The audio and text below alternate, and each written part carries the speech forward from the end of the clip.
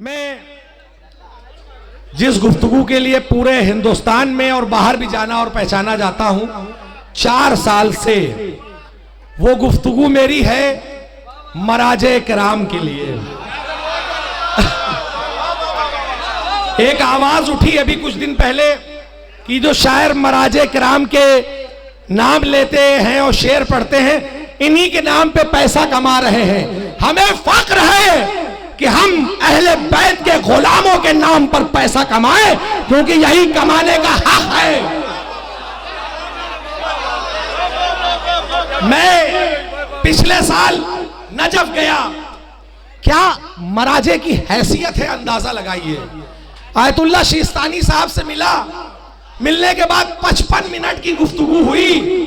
मैं जब बाहर निकला तो हमारे काफिले के लोगों ने पूछा, आप अकेले गए थे कुछ लोगों के साथ, कैसा लगा?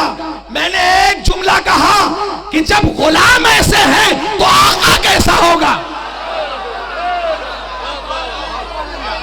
आज आंखों में आंखें डाल के कौन मुल्क है? वही मुल्क है जो मराजे की सरपरस्ती में है। वो सुपर पावर को कहता है, वो सुपर पावर कि जिसने इराक के लिए कहा कि सद्दाम को मिटा देंगे, 5 दिन में मिटा दिया। अफगानिस्तान को कहा 15 दिन में मिटा दिया।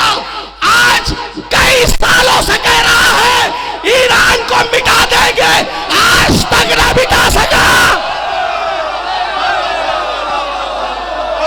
वाह वाह वाह वाह वाह।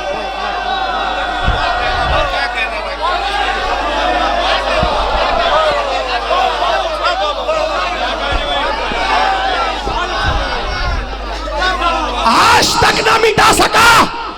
वजह यह है कि मराजे की हैसियत का अंदाजा उन्हें नहीं है। अजीजान मोहतरम, आज कहा जाता है कि कौन मराजे ऐसे हैं कि जो जाते हैं जंग के मैदान में।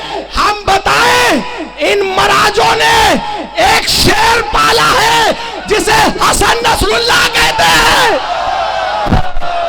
अब वो हसन नसरुल्लाह कहता है कि तुम जालिम ताकतें एक तरफ आ जाओ, मैं अली का लाल तुम्हें खैबर न याद दिला दूं तो हसन।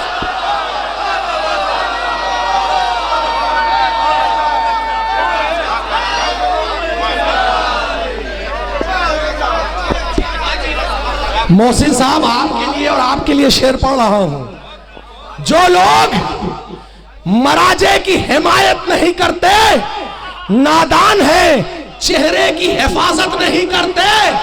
हम शायर शब्बीर हैं, पहचानिए हमको। हम शायर शब्बीर हैं, पहचानिए हमको। हम महफिलें पढ़ते हैं, तिजारत नहीं करते।